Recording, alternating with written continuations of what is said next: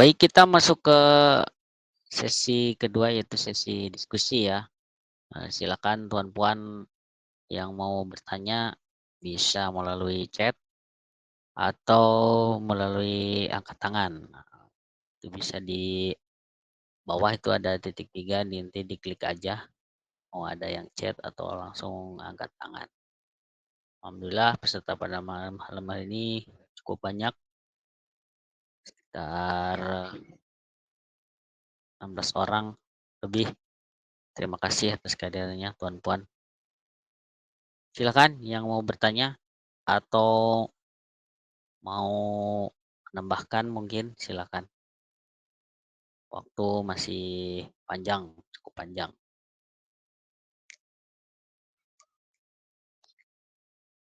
Ini masih seputar penggambaran krisis ya, belum ke solusi.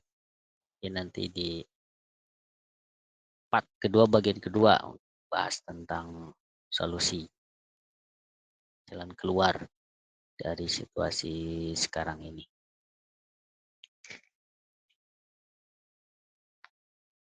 Dan apa yang disampaikan oleh guru-guru kita memang sekarang udah mulai nampak lah, dengan rencana pemerintah akan mau mengecilkan nilai uang 1.000 menjadi Rp1. Ini nih bagi yang usianya sudah sepuh, mungkin zaman saya dengar sih zaman Soekarno pernah terjadi seperti itu ya Mir. Zaman Presiden Soekarno dulu.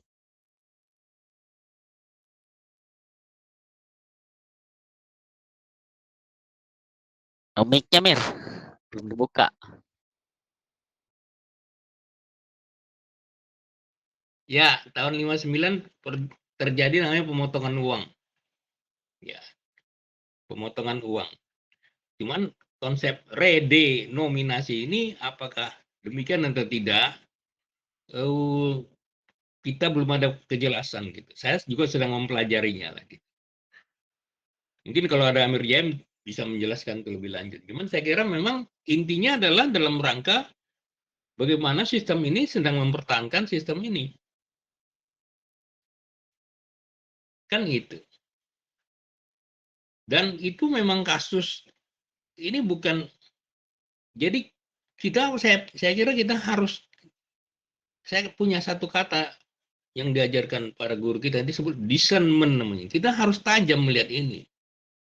Kita harus nggak boleh marah dengan melihat ini gitu. Karena kalau kita marah, kita nggak bisa melihat dengan tajam gitu. Tapi kebanyakan orang nggak bisa melihat ini. Dia merasakan. Jadi kalau ada terasakan ada, terkatakan tidak gitu. Kok gini ya gitu. Aduh, kalau misalnya kita punya uang 100.000 misalnya, pergi ke pasar, ya kan? Ya kemarin tuh rasanya begini, tapi kok begitu ya, kok nggak dapat ini mah begitu gitu. Ya kan? Jelas itu, nyata itu. Nah cuman kita lagi-lagi kan harus dipahami juga gitu. Begitu diumumkan misalnya gini ya, kuartal ketiga ini diumumkan 5,3% kalau nggak salah ya, pertumbuhan ekonomi kita. Sekarang saya tanya gini, apa betul bertumbuh kita? Kalau dibandingkan dengan debasement atau plus inflasi. Ya kalau tadi pakai data tadi gitu ya, 100% 20 tahun kan rata-rata penurunan 1 tahun 5% kan, ya kan? Jadi kalau 5%, ya kan? Plus inflasi, katakan 2%, 7% gitu. Maka ada perkembangan sebetulnya. Jadi kan bentuk pertanyaan krisis yang gue tanya, kita bertanya gitu. Nah kalau memang ada perkembangan gitu kan, harusnya kan apa itu? Ya masa utang kita makin lama makin naik juga gitu. Ingat loh, bahwasanya APBN itu didesain atau bukan hanya APBN, di seluruh dunia orang desainnya sebagai yang disebut dengan defisit anggaran gitu. Jadi anggaran defisit. Defisit anggaran itu apa sih maksudnya? Jadi pada umumnya pemerintah menganggarkan sesuatu itu adalah bukan berdasarkan pendapatan yang dia punya, tapi potensi pendapatan yang mungkin gitu. Nah, itu diatur oleh undang-undang lah itu. Itu makanya kalau kita lihat dari buku Syamul Kadir adalah jadi untuk mengamankan ini dibuatlah undang-undang gitu yang menyatakan kita harus begini, kita harus begitu, nggak boleh begini, nggak boleh begitu gitu. Ya, tapi intinya adalah harus kita pahami, kita bongkar rahasianya bahwasanya, betul ya, ini terjadi krisis. Jadi kita ini bukan soal pribadi ya, ini kita kita harus pahami ini soal seluruh dunia gitu, bukan soal Indonesia aja gitu. Ya, Amerika Serikat bayangkan mereka itu sekarang 37 triliun US dollar dan kebanyakan kalau kita pahami saat sekarang ini dari media yang kita lihat banyak orang sekarang itu nggak punya rumah dan tinggal di tempat-tempat terbuka gitu. Banyak orang saat sekarang ini di Amerika itu adalah makan dengan kupon gitu. Apa namanya itu? Jadi sudah kita mengikut Amerika pada umumnya selama kita sebutkanlah sejak tahun 45, sekarang 25 ya. Berapa tahun tuh? 80 tahun ya, menuju 80 tahun ya. 80 tahun. Ya, kita melihat Amerika sedang menuju kolaps gitu. Sekarang saya tanya itu fakta atau enggak kan gitu. Ya fakta.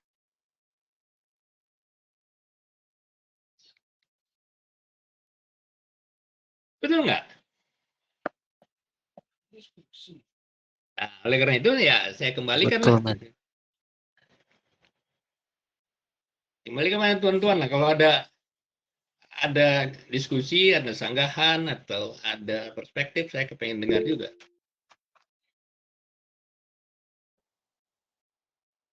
Baik, Mir. Betul sekali. Itu memang fakta realita zaman sekarang. Tapi sepertinya ada pertanyaan dari Stan ya.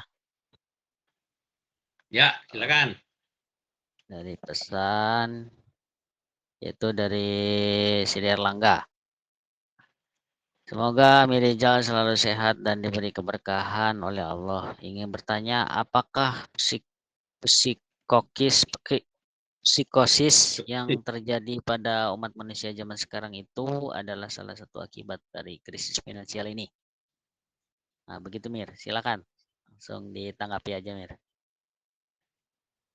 Ya, itu salah satu bagiannya. Jadi kalau kita cerita psikosis atau sakit namanya psikosis itu, kita harus melihatnya adalah ini satu bagian yang utuh dari sistem kufur yang seperti yang udah kita diskusikan gitu. Kenapa ini bisa terjadi? Karena balik lagi, bahwasanya sistem ini basisnya kan seperti yang udah kita diskusikan yang udah disampaikan Syabul Qadir adalah beranggapan bahwasanya kita itu berbasiskan Zionism. Zionism ini bukan dalam pengertian yang kita sebut ras ya, bukan. Ini adalah satu sistem yang memang nyatanya mereka sedang mengembangkan satu kondisi adalah di mana mereka itu berpikiran kita adalah penguasa alam semesta ini, oleh karena itu kita harus menguasai alam semesta ini. Jadi dia sebetulnya bahasa lainnya tidak mengikuti fitrah gitu. Itulah yang mereka sebutkan sebagai sesuatu yang disebutkan sebagai development itu. Basisnya adalah progresivitas dan basisnya adalah evolutif. Jadi manusia itu adalah berhak. Ya memang mungkin Tuhan itu ada, tapi Tuhan tuh nggak perlu ngatur-ngatur kita lah. Nah, bahasa lainnya gitulah gitu. Nah kemudian akibat itu maka dikembangkanlah yang namanya cara berpikir rasionalis empirik. Jadi bahwasanya, nah ini balik lagi. Jadi kalau kita lihat sistem kufur itu kan ada 4 ya. Zionism, kemudian Freemasonry, 2 kan gitu. Yang ketiga strukturalisme yang saya bicarakan tadi itu strukturalisme, keuangan gitu. Jadi ada dua dia, ada empat gitu. Satu sisi Zionism artinya kita itu penguasa. Penguasa itu boleh buat apa aja gitu. Hukum Tuhan nggak sebetulnya kalaupun memang ada ya, tapi sekarang nggak berlaku. Itu sering kita bahas gitu kan. Kemudian Freemasonry, segala sesuatu itu ukurannya adalah sains. Jadi begitu ukurannya sains, maka dia tidak mengenal yang namanya kasih, nggak mengenal yang namanya sayang. Sains nggak mengenal kasih sayang, ya. Karena sains mengatakan iya, itu soal argumen. Sehingga sains itu tidak mengenal yang namanya kalbu. Maka karena dia nggak mengenal kalbu dan kita diajarkan untuk itu, dan kemudian ini tadi basisnya ini kan rente kan gitu. Begitu rente ini adalah, coba bayangkan, bank yang nggak punya uang, tapi dia punya 10 uang, tapi dia bisa mengembangkan uang itu menjadi 99 kali. Itulah yang disebut dengan basis rente kan gitu. Nah, kita nggak mau tahu. Karena kita nggak mau tahu atau kita nggak tahu, itulah yang disebut psikosis. Jadi kalau ada pertanyaannya, apakah kita psikosis ini terjadi karena sistem ini? Iya, dugaan saya begitu. Dugaan besar saya begitu. Kita nggak sadar bahwasanya kita sebenarnya berada dalam satu sistem yang tertutup dengan empat hal tadi gitu. Kata saya dengan empat hal tadi. Nah, karena kita berada dalam satu keadaan itu, kita karena tidak punya perspektif lain, akhirnya mengikut.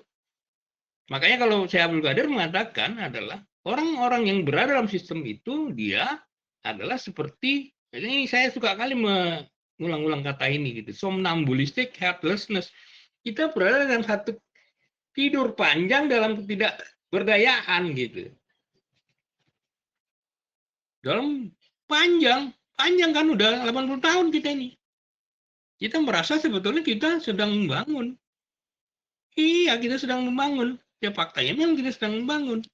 Tapi apakah yang dilakukan oleh seluruh pemerintah negara bangsa itu akhirnya memang berfokus untuk mensejahterakan seluruh orang atau berfokus hanya mensejahterakan, kalau dalam tadi gambar tadi sebetulnya orang-orang yang berada di belakang dua itu yang nggak kelihatan, ya kan, yang bermata, coba balik kembali tuh Wajir yang tadi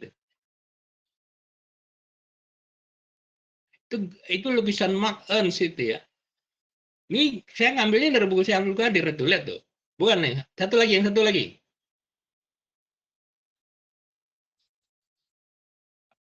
Nah ini, jadi yang di belakang kereta ini itu yang berkuasa, tapi kan nggak kelihatan. Itulah yang disebut dengan strukturalisme itu. Yang berkuasa adalah ini, yang sedang duduk ini, seolah-olah dialah penguasanya. Dialah yang menjalankan agenda itu, agenda strukturalis itu. Dan karena itu dia menjalankan agenda strukturalis itu melalui tikus-tikus ini yang disebut sebagai politisi, gitu ya. Ini kata Marx di Jerman ini. Ini Marx ini menjerman lukisan orang Jerman. Dia menyatakan ini dikutip dari bukunya Abdul Qadir The Entire City gitu. Ini nyata gitu, fakta. Jadi kalau ditanya apakah kita psikosis artinya apa? Sakit kita nggak ngerti. Karena kita nggak ngerti, kalau saya nggak ngerti saya sakit, kita nggak sadar, ya makin lama ya makin sakit. Jadi kalau ditanya apakah betul itu, saya kira memang begitu adanya. Gitu. Makanya menjadi tahu itu. Nah, ini ada kata-kata Bu Dina yang baik itu. The truth will set you free. Jadi masa kita paham, oh gitu ya, itu akan membuat kita bebas gitu. Dari sisi pemikiran, bahwasanya kita sebelumnya sedang menghadapi satu-satu sistem kufur gitu dengan empat hal tadi gitu, Zionisme, kemudian Freemasonry, nah kemudian strukturalisme, yang kemudian sistem moneter kita, sistem keuangan gitu. Itu sekarang begini dia gitu. Dan itulah yang disebut sebagai strukturalisme. Ini bukan soal orang gitu, ini soal sistem gitu. Jadi kalaupun misalnya ada orang, ini saya pribadi yang bilang gitu. Jadi begitu orang sudah masuk ke level pemilu gitu, jadi seolah-olah mereka itu adalah udah cerita tentang orang dengan satu ide tertentu, janji tertentu, dan program tertentu. Tapi pada hakikatnya dia nggak mampu untuk menyelesaikan masalah yang kita sebut masalah struktural ini. Gitu. Makanya Najib Burkaye tadi, Presiden El Salvador katakan, itu adalah bahagian yang utuh tentang bagaimana sistem ini dilestarikan gitu. Jadi dengan memahami itu, kalau Anda nggak paham itu Anda psikosis. Anda akan terjebak dalam keterpaksaan, kemarahan, ketakutan, kekhawatiran. Kok ini gimana ya? Makin parah ini. Gitu. Tapi nggak mau keluar juga gitu. Itulah yang disebut dengan psikosis itu. Karena psikosis, ya lama-lama akibatnya apa? Ya nihilisme. Sedih kita melihatnya gitu. Misalnya gini, contoh kasus aja gitu. Banyak kita lihat dari orang, orang kadang-kadang nggak peduli ya. Misalnya orang terjebak pinjol. Banyak orang mati itu terjebak pinjol karena dia bunuh diri loh.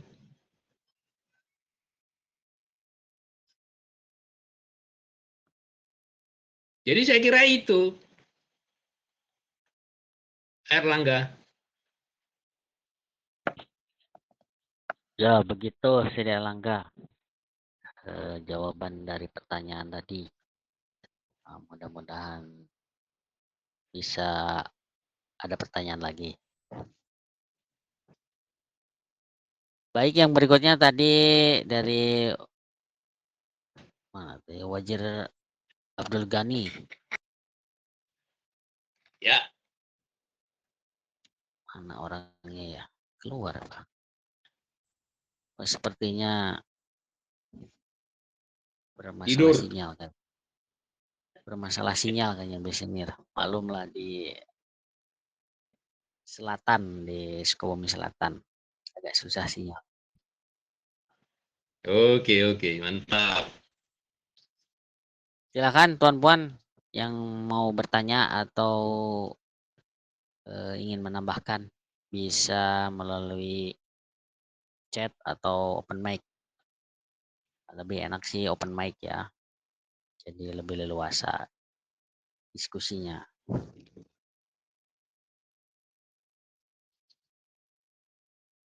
Kalau tidak ada berarti saya aja yang bertanya, Mir. Ada dua pertanyaan. Dan Yang pertama kan kalau di masyarakat-masyarakat rakyat lah itu sering kalau terjadi krisis itu ada bahasa penghibur, bahasanya begini, ah nggak apa-apa, apa-apa mahal, yang penting ada uang untuk belinya. Tuh. Bagaimana kita menanggapi hal seperti itu? Nah, yang kedua, kita kan tunggu, tunggu. Hadir. ya, Apa tadi bahasa bahasa penghibur kemudian untuk apa? ya kan misalkan ya,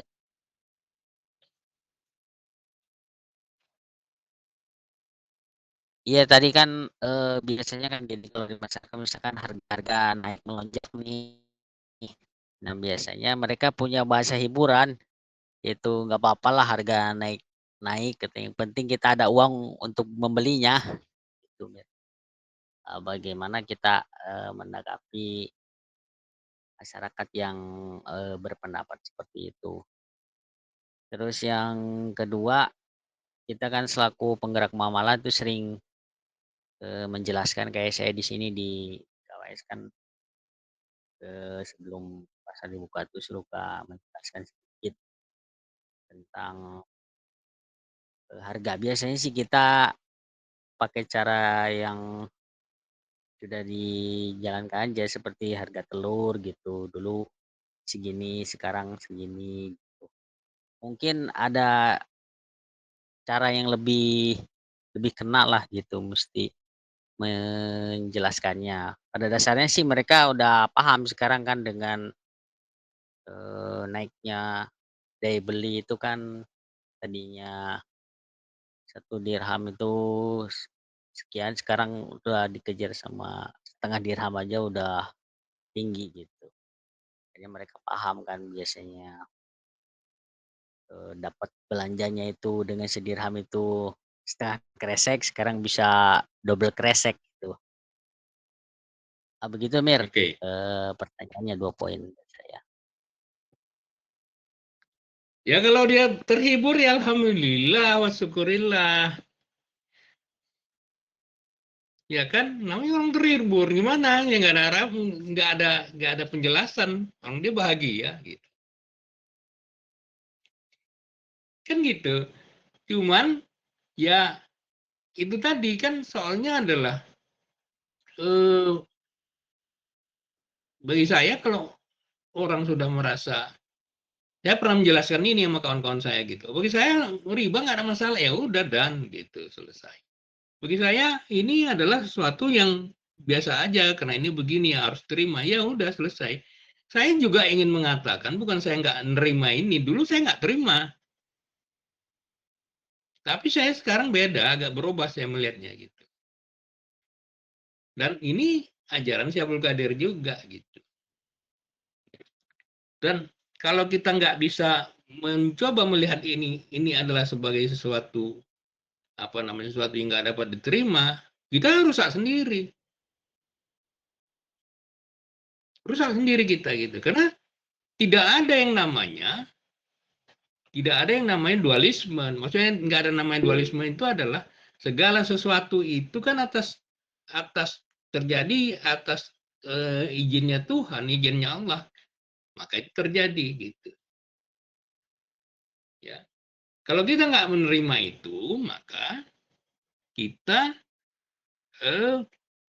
akan masuk ke dalam itu yang saya sebutkan selalu saya sebutkan dulu saya pikir adalah balik lagi ke surat Al-Mulk gitu bosnya. Tahukah kamu jalan yang mendaki lagi sukar gitu ya? Jalan yang lagi sukar itu adalah melepaskan diri dari perbudakan. Dulu saya berpikiran bahwa perbudakan itu lah karena ini perbudakan sistem ini. Ternyata masih ada lagi. Apa itu? Perbudakan akibat nafsu kita. Kita nggak mengenal diri kita. Begitu kita nggak mengenal diri kita, dan juga kita tidak mengenal perbudakan sistem ini, maka selesailah semua itu gitu. Kita berada dalam satu kondisi yang kita sebut dengan psikosis tadi, ya nggak kenal kita, ya. Tapi kalau ada orang yang betul-betul nggak kenal dan dia bahagia, alhamdulillah, wa syukurillah, kita perlu belajar dari dia gitu. Itu respon saya yang yang yang pertama gitu. Yang kedua, ya ini memang satu soal yang susah Wajir. Kenapa? Karena urusan yang ini memang satu kondisi yang nggak semua orang paham gitu. Kalau bagi saya, ya memahamkannya adalah dengan menunjukkan contoh aja.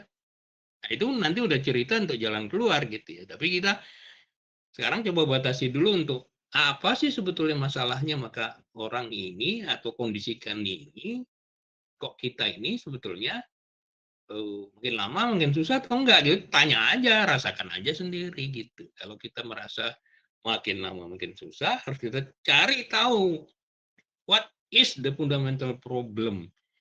Jadi problemnya apa? Kalau misalnya kita udah tahu problemnya apa, baru kita mudah gitu. Baru kita mudah untuk solusinya. Tapi kalau kita nggak tahu problemnya apa dan kita itu terjebak di dalam problem itu, ya sudah deh, payah cakap kita gitu. Itu makanya sebetulnya saya sebutkan ini bukan bukan untuk semua orang juga gitu karena eh, apa ya, terus terang saya pengalaman saya mengikuti ajaran Syaikhul Qadir ini, pandangan yang demikian ini baru saya dapat belakangan-belakangan juga gitu. Sejak tahun 2012 saya ketemu si Abdul Qadir, tapi sistem kupur ini, krisis finansial ini, dan kemudian kaitannya dengan the coming man, ya, itu datang belakangan, 4 tahun belakangannya saya baru tahu. Maka saya agak berubah dengan cara saya melihat dulu gitu. Karena ternyata memang ada kesalahan analisis bahwa saya pikir itu cuman berada di dalam yang kita sebut tadi sistem kupur, tapi ternyata kita melupakan ada satu lagi. Jadi perbudakan sistem dan perbudakan nafsu. Kalau kita paham perbudakan sistem, kita nggak paham perbudakan nafsu, ya makin sesat kita gitu. Saya kira mudah-mudahan itu bisa menjawab tuh. Apa begitu maksudnya?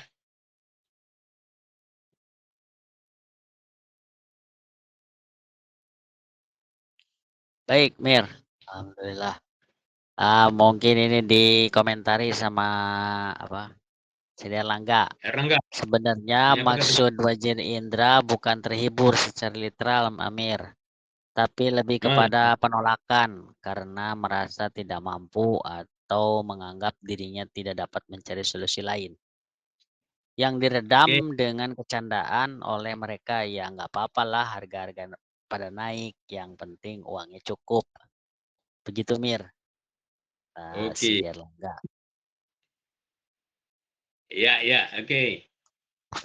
Baik, ini ada dari Tuan Bintang, Mir. Assalamualaikum, izin bertanya, apakah inflasi itu bohong, Pak? Ini tentang inflasi, Mir. Apakah itu bohong? Silakan langsung ditanggapi. Ya, inflasi itu apa? Kan balik lagi, inflasi itu adalah kan kenaikan harga-harga. Kan gitu.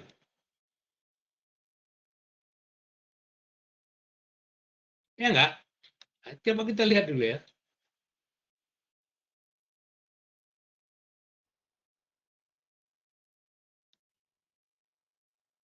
Itu kan ada nyatanya. Jadi, kenaikan harga barang dan jasa secara umum dalam satu periode tertentu akibat menurunnya daya beli uang. Nah, itu tadi ya nyata, tapi basisnya kan adalah karena memang uang yang kita pegang itu di basement dia turun nilainya, maksudnya itu di basement itu. Maka itu nyata inflasi itu. Gak bisa lagi kita membeli sesuatu akibat turunnya nilai uang kita. Maka kita tidak lagi mendapatkan sesuatu sebagaimana kita selama ini mendapatkannya. Itu namanya inflasi. Jadi nyata. Sepemahaman saya begitu gitu. Jadi ini kalau kita kasih contoh aja lah gitu ya. Tahun 2021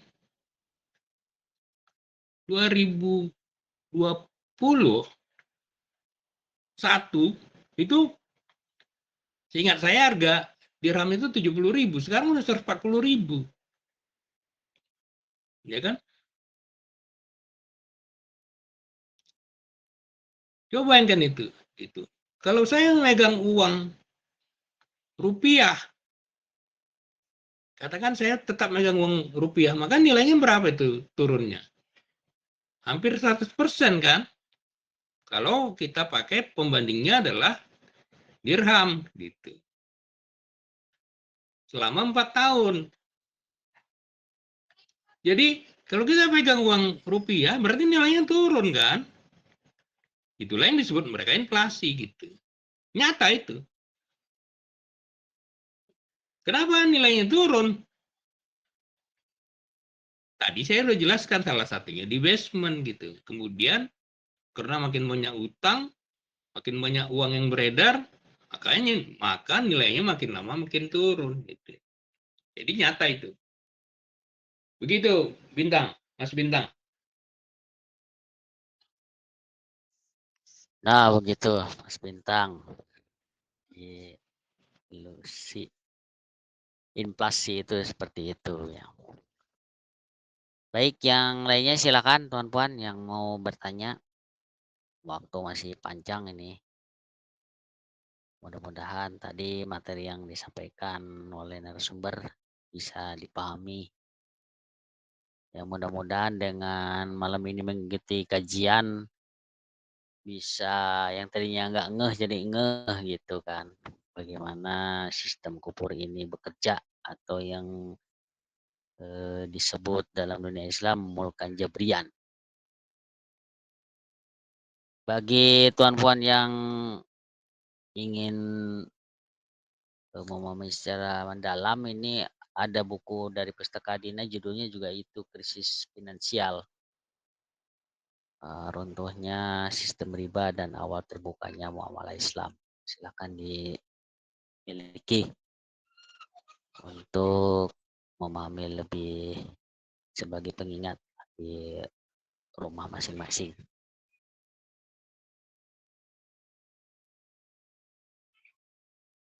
Silakan bagi yang ada yang mau bertanya lagi atau mungkin Mir ini kan mungkin ada tuan puan yang lahir di atas 98. Nah, mungkin Amir bisa cerita lah bagaimana krisis moneter yang pernah kita alami waktu 98 itu. Kondisinya bagaimana yang dimana dari dolar 2.500 jadi 16.000. Silakan Mir.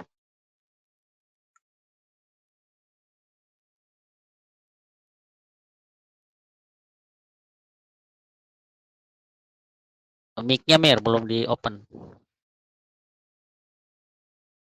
Iya, iya, iya. Eh, iya, saya merasakan itu tahun 98. Jadi kalau nggak saya kilap itu adalah terjadi yang namanya 2000-an ya, 1 dolar itu 2000-an, tiba-tiba naik jadi 14.000. Kenapa? Itu disebabkan adalah terjadinya kalau wajar normal selalu mengatakan itu adalah akibat permainan sistem keuangan gitu. Bukan, currency gitu. Jadi digoreng oleh yang namanya currency. Jadi currency itu adalah sesuatu yang di luar. Nah, akibat itu maka nilai dolar meningkat gitu. Nilai dolar meningkat dan kemudian akibat karena ketergantungan kita terhadap dolar itu besar, maka tiba-tiba kita susah mencari dolar gitu. Sementara utang kita kan dalam bahasanya masih dolar.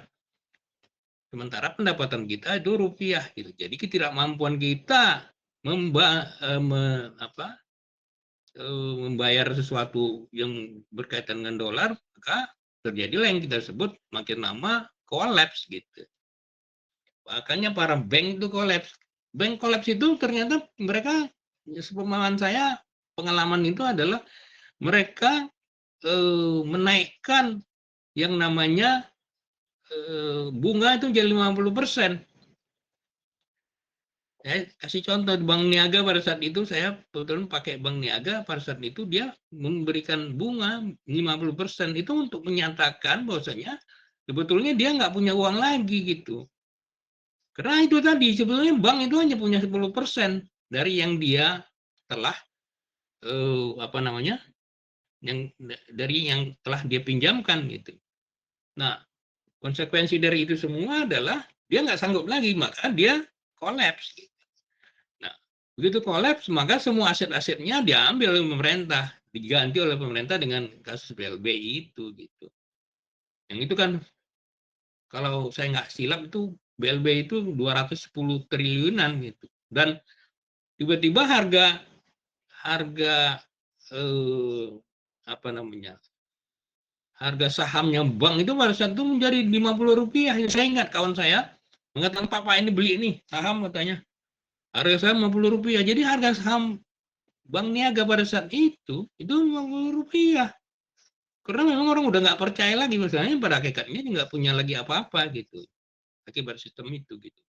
Tetapi orang yang memegang komoditas, atau misalnya dia, nah itu kalau ada satu cerita yang unik juga itu, misalnya orang petani-petani kakao itu kan adalah begitu dia mau menjual kakao atau coklat dia, karena kan tiba-tiba karena coklatnya dibeli dengan harga dolar, kaget dia, aduh, kaya mendadak gue katanya.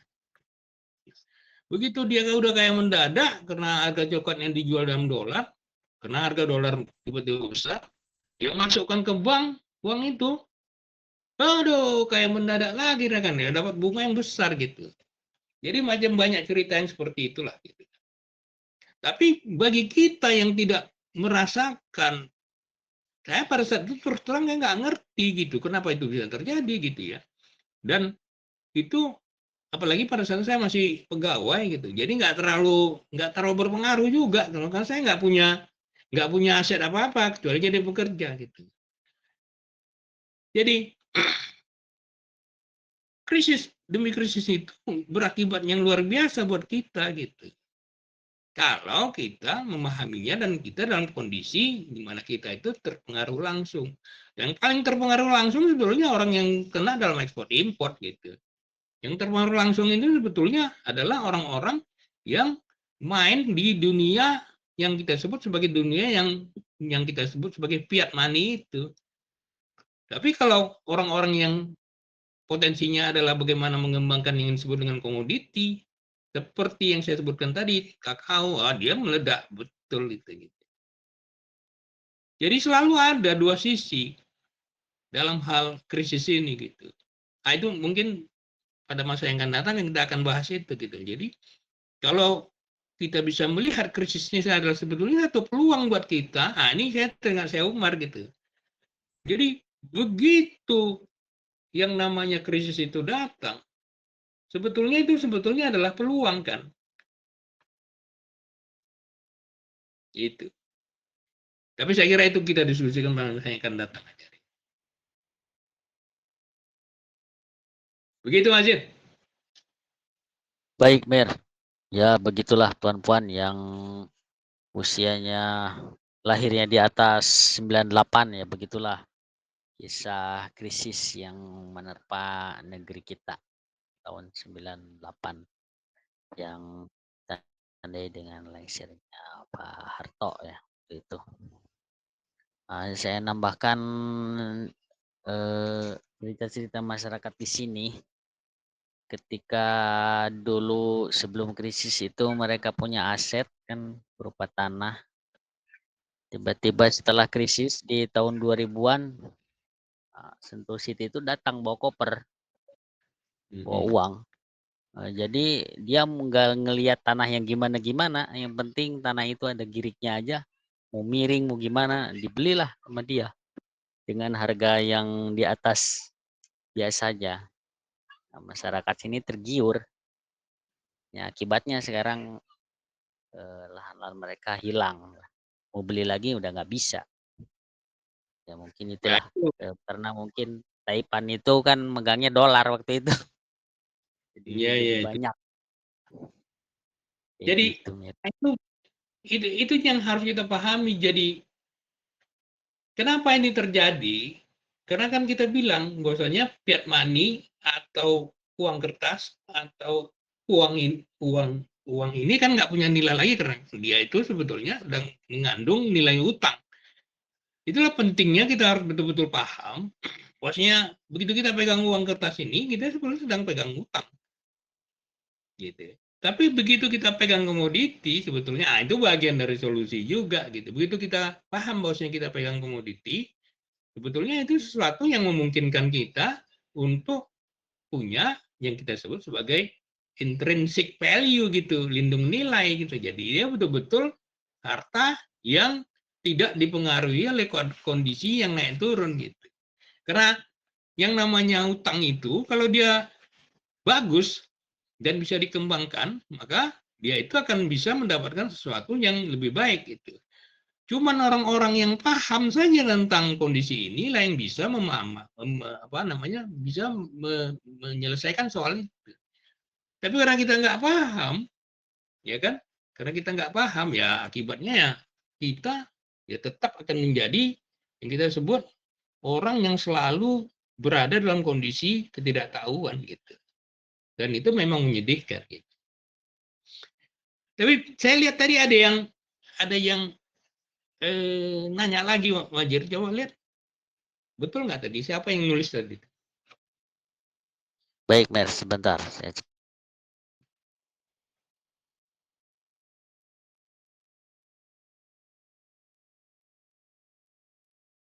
Nggak ada ya? Nggak ada, ini cuma dari Erlangga mengutip tentang inflasi dari web.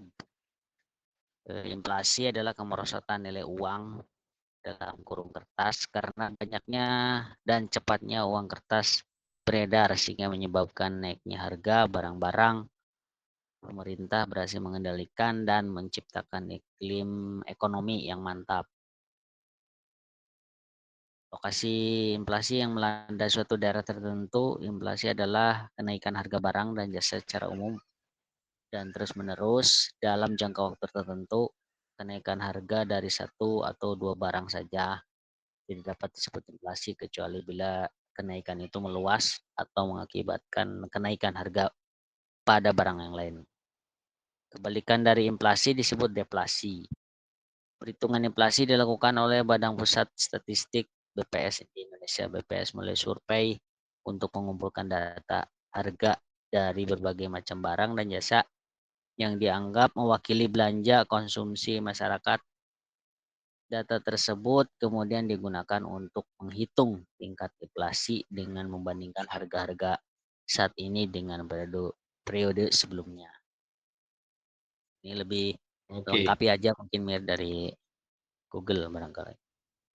Nah, bagi tuan puan yang butuh buku krisis finansial bisa dimiliki melalui narah hubung di 0813-9882-3672 ya, Pustaka Adina Store. Silakan.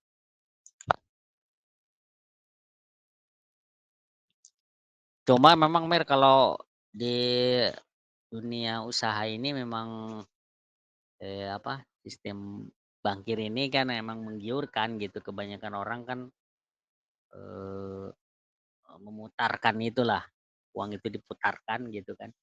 Misalkan kalau dunia usaha kan kayak beli apa-apa yang bergerak mungkin lebih baik kredit ke bank, nah nanti kita cari lebihannya gitu. Kebanyakan si pelaku-pelaku mikro pun begitu gitu kayak di pasar-pasar itu tradisional itu. Iya, Bagaimana?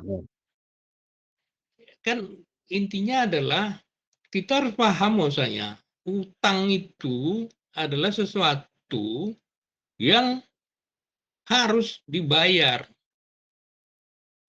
Karena kalau nggak bayar kan konsekuensinya adalah macam-macam gitu.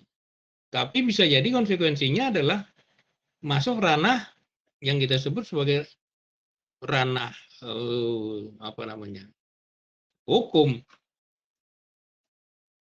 Jadi kalau misalnya mereka memahami secara umum bahwasanya dia mempunyai satu tindakan spesifik untuk katakanlah untuk memutar uang itu dan bisa menghasilkan sesuatu yang lebih besar dari yang kita sebut sebagai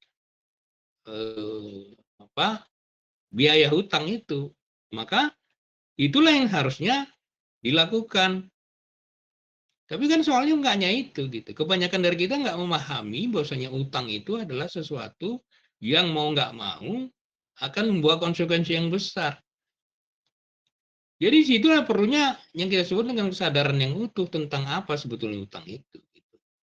Jadi kalau pada saat kita itu memegang uang kertas, sebetulnya harus kita pahami, ya kan? Bahwasanya, ini utang loh yang saya pegang ini. Jadi kalau kita tidak memahami itu yang celaka itu gitu. Makanya sebetulnya adalah salah satu perspektif yang harus kita pahami kalau kita mau keluar dari kemelut ini, lagi-lagi adalah kita dengan sadar ya memahami bahwasanya kita berada dalam satu sistem yang dimana kalau kita tidak betul-betul hati-hati terhadap sistem ini, maka kita akan bukan hanya collapse, double collapse gitu. Coba bayangkan tadi gitu kan. Karena ketidaktahuan, maka orang tiba-tiba tergiur dengan orang yang bawa banyak duit, semua lahannya dijual sama dia. Dan dia udah nggak bisa beli lahan lagi. Akibatnya apa dia itu sekarang? Ya bisa jadi buruh di tengah yang dulu dia punya. Kan gitu.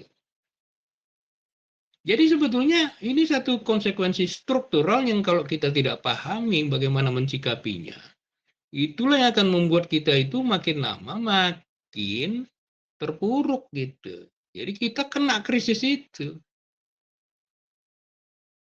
Betul nggak? Ya betul, men.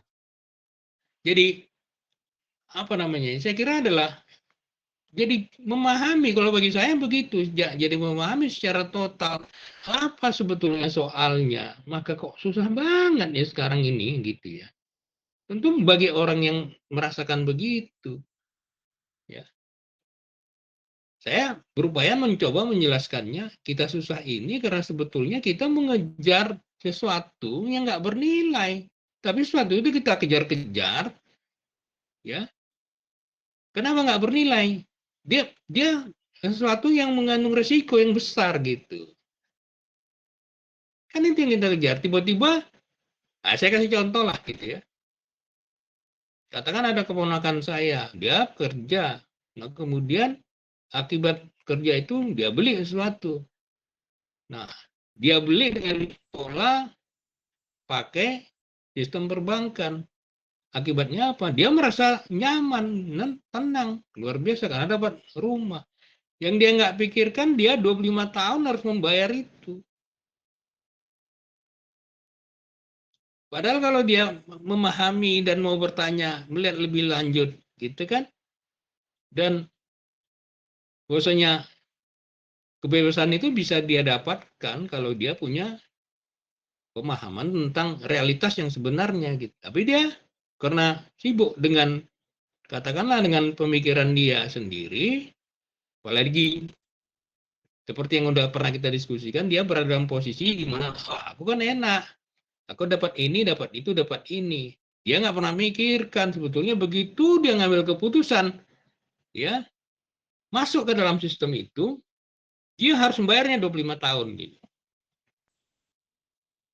Ya tapi ya nggak apa-apa, itu pilihan dia.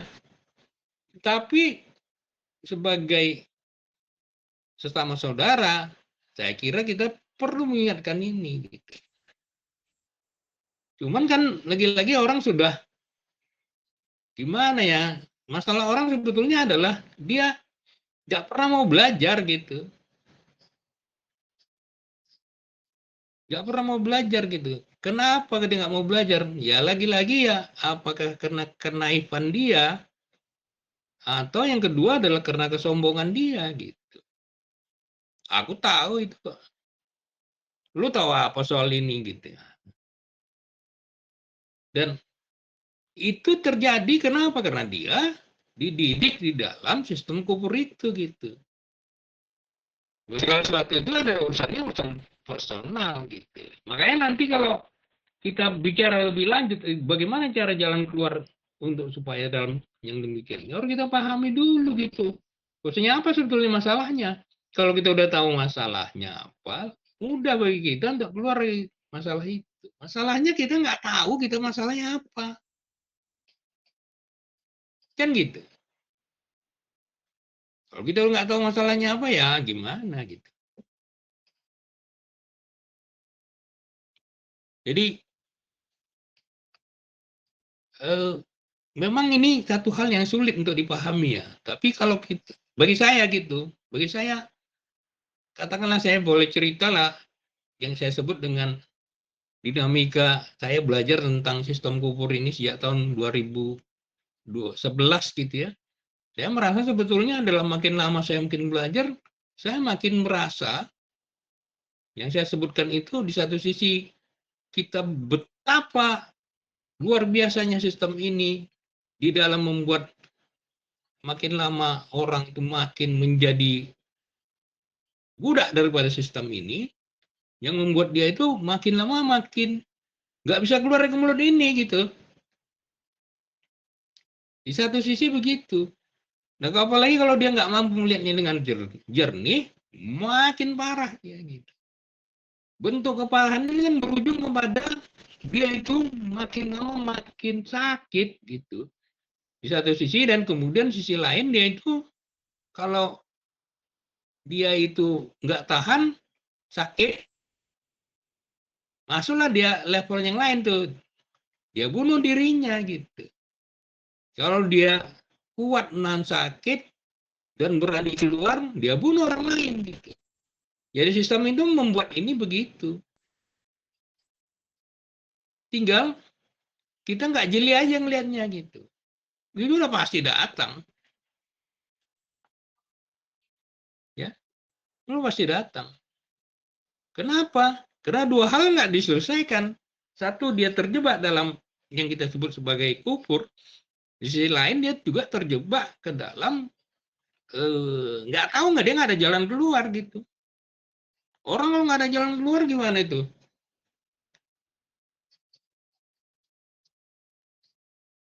Mas,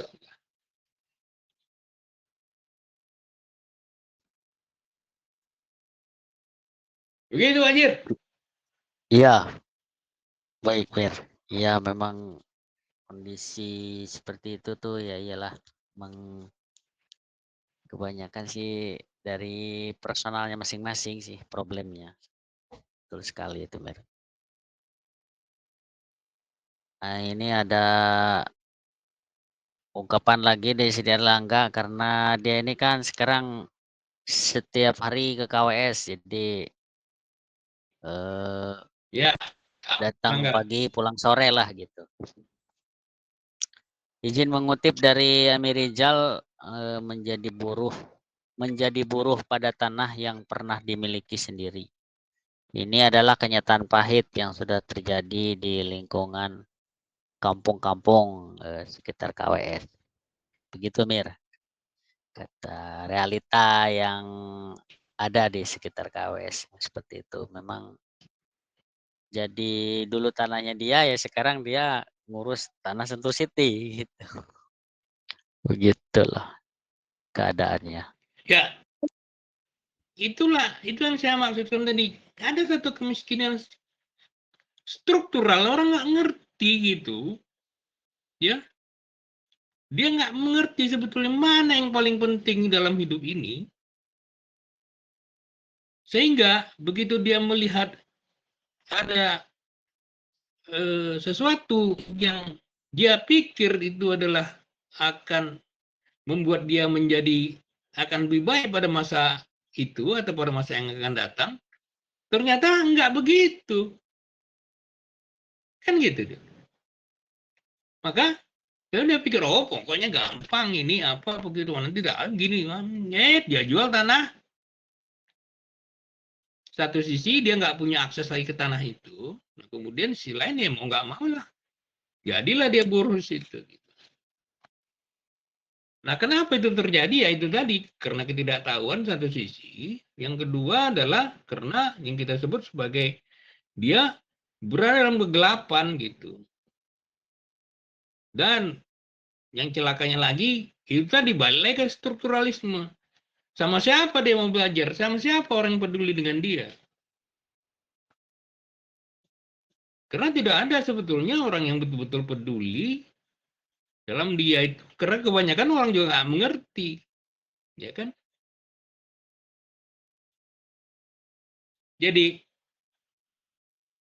bahasa lainnya adalah dia kehilangan, nah itu tadi dia kehilangan kepemimpinan itu, nggak ada, dia mau naik sama siapa, mau naik sama RT RW atau kepala desa. Kalau desa kan semua administratif, nggak ada urusan bagaimana dia bisa menyelesaikan masalah kita. Jadi jelas gitu, jadi semakin di satu sisi karena dia tidak mengembangkan dirinya, nggak membuka dirinya, dan di sisi lain itu adalah hilang kepemimpinan itu, nggak ada kepemimpinan situ, nggak ada sebelumnya orang peduli sama dia. Kan nyata itu, betul kan? Nyata itu adanya gitu. Nah, akibat itu dia mau nggak mau harus melakukan sesuatu itu sebagaimana yang dia yakini sebagai satu kebenaran. Tiba-tiba ya terjebaklah ke dalam sistem itu. Karena sistem itu no mercy. Apa pernah kalau tuan-tuan katakan mau punya utang gitu kan? Punya utang kepada perbankan, kemudian datanglah, Pak, mohon maaf lah, saya ini kan begini, oh begini anak saya sakit, terus ibu saya mertua saya begini, begitu, tolonglah Pak, saya bagaimana caranya utangnya nggak dibayar. Bisa itu diterima? Nggak bisa kan? No mercy, nggak ada mercy. Jadi social safety net itu menjadi sangat penting, ya. Dan itu hilang gitu. Masyarakat kita itu hilang gitu. Bahkan di keluarga sendiri aja itu hilang gitu. Karena orang sibuk mengurus dirinya masing-masing, karena dia terjebak ke dalam sistem itu, sibuk dia mengejar-ngejar sesuatu, tapi nggak dapat-dapat gitu. Bahkan dia terjebak gitu. Kalau bahasa lain apa bisa nggak disebut itu sebetulnya neraka?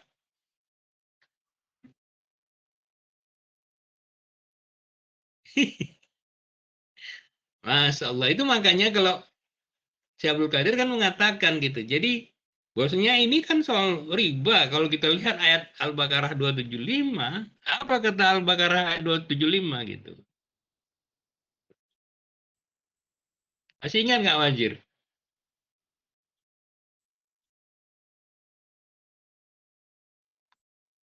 Lupa Mir. Al-Baqarah ayat 275 itu begitu orang yang memakan riba itu apa katanya? Sakit jiwa Mir. Orang yang seperti setan yang terkena penyakit gila. Nah, itu kan gila kan itu kan Al-Quran begitu. Artinya apa? Jadi sense kalbunya nggak ada lagi, ya kan? Kemudian akal sehatnya hilang. Ini dua-dua hilang, itu bahayanya gitu. Jadi kita masuk dalam sistem kufur itu, kita sebetulnya sedang berada dalam satu keadaan di mana kita sedang mengikuti setan dan sekaligus kita mengikuti sesuatu yang sangat tidak logos gitu. Gak ada kecerahannya gitu. Orang-orang yang mengikuti itu apa? Ya celaka. Jadi sebetulnya concern kita kan gitu ya. Kalau dia nggak ngerti ya celaka dia. Dan sebetulnya adalah, nah, saya nggak tahu apa saya berlebihan atau tidak. Menurut tuan-tuan gimana tuh?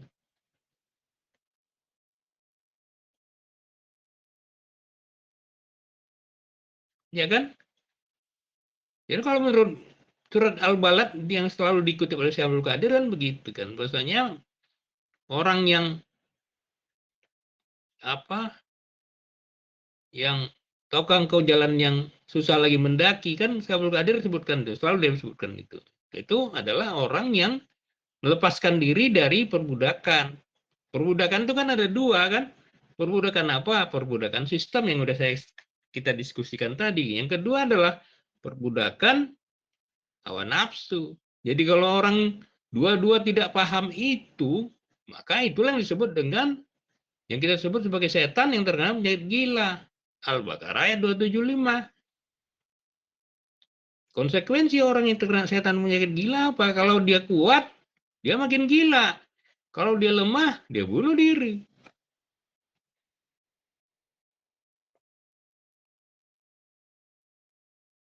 Jadi, Masya Allah. Jadi kalau kita pahami, sebetulnya apa yang kita coba sampaikan ini adalah, begitu dia paham, gitu, oh Masya Allah, lah, beruntung orang yang betul-betul paham tentang ilmu ini. Gitu. Dan oleh karena itulah, kita perlu memahaminya lebih lanjut, dan memberitahukannya kepada orang lain. Gitu.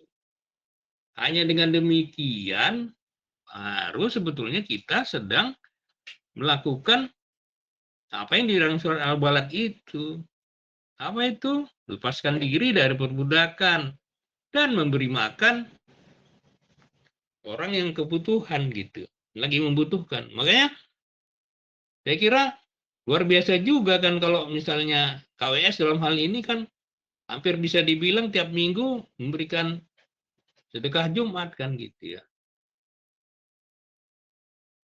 Itu udah berjalan berapa tahun setengah ya, Wajar ya?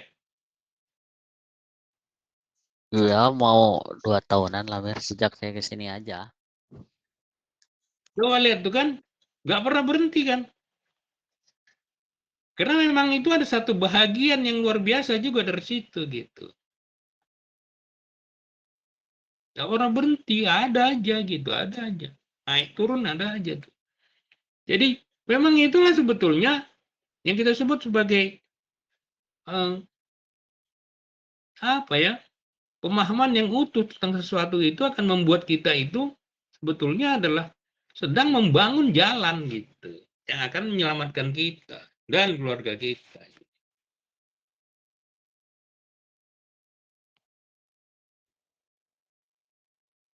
Saya kira gitu, Amir, Fajir. Dan kalau nggak ada lagi pertanyaan, nggak apa-apa juga kita tutup aja, gitu ya. Nanti kita akan diskusikan soal jalan keluarnya. Mungkin 2 minggu depan ya, minggu depan saya nggak ada acara gitu, Fajir. Baik, Mir. Alhamdulillah. Terima kasih pemaparan materinya yang membuka wawasan kita dan pemahaman kita bahwa begitulah sistem kupur ini bekerja yang mengakibatkan hari demi hari finansial kita makin krisis. Apalagi yang kita sendiri tidak punya aset yang punya nilai intrinsik. Ya, makanya mulai sekarang milikilah aset-aset yang punya nilai intrinsik ya. Salah satunya mungkin emas perak gitu. Kalau punya uang lebih ya beli tanah, tanemin gitu. Seperti itu. Itu akan menyelamatkan kita, keluarga kita ke depannya. Karena sesuai dengan yang narasumber bilang kan, ya makin ke sini ini kan akan semakin berat bukan makin enteng. Apalagi nanti dengan eh, pemotongan nilai rupiah itu kan dari 1.000 jadi Rp1. Ya semoga kita semua eh, diselamatkan oleh Allah Subhanahu wa taala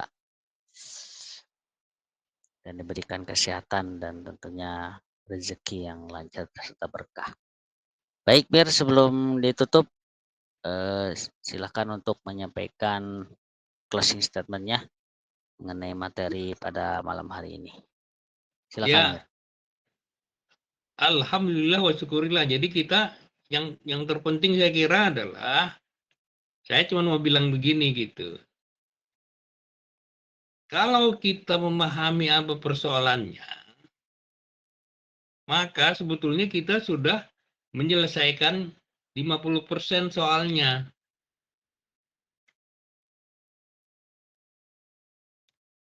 Gitu dia.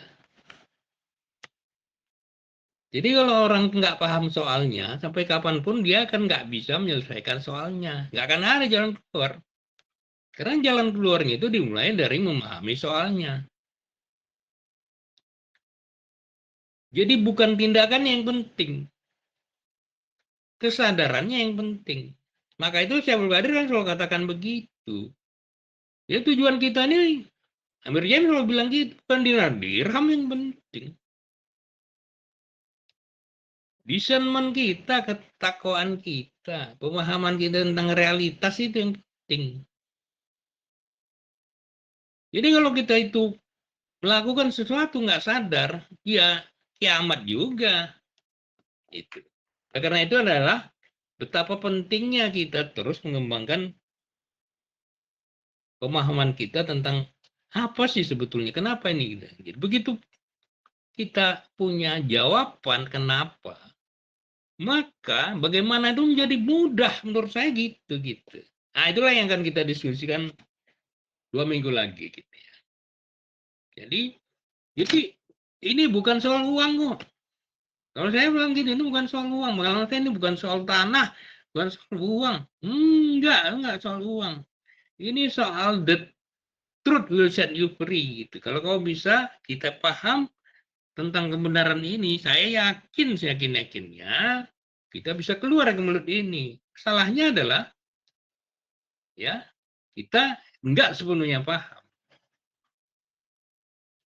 Karena kita enggak, kalau enggak sepenuhnya paham ya gimana gitu. Enggak akan ada jalan keluar. Jadi, tapi begitu kita paham sepenuhnya, oh, saya yakin sekali. Dan saya sedang melakukan itu. Ya, saya kira kita ketemu lah. Insya Allah. 2 minggu lagi. Mohon maaf. Assalamualaikum warahmatullahi wabarakatuh. Waalaikumsalam warahmatullahi wabarakatuh. Waalaikumsalam warahmatullahi wabarakatuh. Terima kasih Mirijal yang telah memaparkan materi tentang krisis finansial. Nanti sesuai dengan janji beliau di bagian kedua akan dibahas solusinya. Alhamdulillah materi muamalah ini sudah masuk ke edisi 71 dan kita berkesimpulan kepada tuan-puan bahwa sekarang sudah bukan soal esai lagi.